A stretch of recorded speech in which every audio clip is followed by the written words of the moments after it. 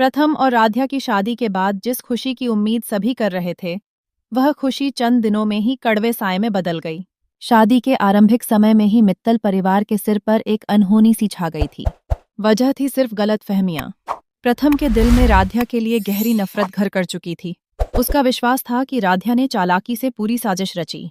उसे यकीन था कि लंदन जाने की बात राध्या ने ही उसके माता पिता को बताई थी, ताकि निहारिका को उनके सामने झूठा साबित किया जा सके। असलियत से वह बिल्कुल अनजान था, क्योंकि राध्या को इस सब का कोई अंदाजा ही नहीं था।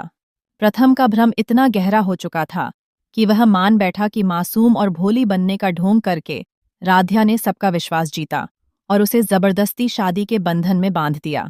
धीरे धीरे यही धारणा पूरे घर में फैल गई। रिश्तेदारों से लेकर परिवार के सदस्य तक हर कोई राध्या पर उंगली उठाने लगा।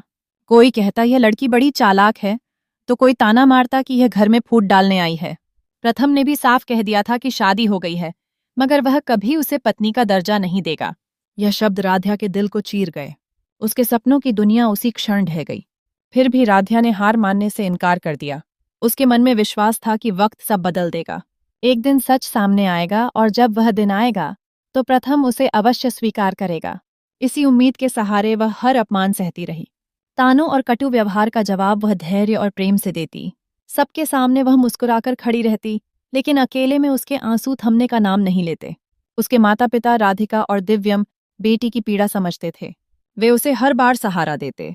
राधिका उसे गले लगाकर कहती, सच्चाई और विश्वास ही सबसे बड़ी ताकत हैं। दिव्यम समझाते कि झूठ चाहे कितना भी लंबा चले, सच्चाई अंत में जीत ही लेती है। उनकी बातें राध्या को टूटने के बाद भी फिर से संभाल देतीं। इसी बीच घर में दादी की एंट्री हुई। सबको लगता था कि शादी पूरी होने के बाद अब माहौल सामान्य हो जाएगा, लेकिन जैसे ही दादी की नज़र नई दुल्हन राध्या पर पड़ी, उनका गुस्सा फूट पड़ा। उन्होंने ऊंची आवाज में कहा, यह लड़की यहाँ दुल्हन कैसे बन गई? किसने बुलाया इसे? पूरा घर सन्न रह गया। किसी को समझ ही नहीं आया कि दादी अचानक इतना क्यों बिगड़ गईं। दादी गुस्से में गरजते हुए बोलीं, हमसे राय तक नहीं ली और यह लड़की बहू बनकर सामने खड़ी है। अगर हमें पता होता कि राध्या बहू बनने वाली है तो हम इस शादी में आते ही नहीं। घरवालों ने उन्हें शांत करने की कोशिश की। ओमकार फोल्डेड हैंड्स जोड़कर बोले, माँ, आपको पहले ही बताया गया था कि यही बहू बनेगी। लेकिन दादी का आक्रोश जरा भी कम नहीं हुआ। उन्होंने तिलमिलाकर कहा, तुम लोगों ने मुझे धोखा दिया। अगर पहले बताया होता तो मैं उसी वक्त मना कर देती। अब मुझे यह रिश्ता मंजूर नहीं। इतना कहते ही दादी ने सबके सामने राध्या को थप्पड़ जड़ दिया। राध्या की आंखों से आंसू बह निकले। वह सिसकते हुए बोली, दादी ऐसा मत कीजिए, मैं आपकी बहू हूं। मगर दादी ने किसी की एक न सुनी। उन्होंने उसका हाथ पकड़ा और पूरे घर के सामने दरवाजे तक घसीट ले गईं। ओमकार और रजनी बार बार गुहार लगाते रहे। रजनी रोते हुए बोली, माँ प्लीज ऐसा मत कीजिए। अभी अभी शादी हुई है। राध्या इस घर की इज्जत है।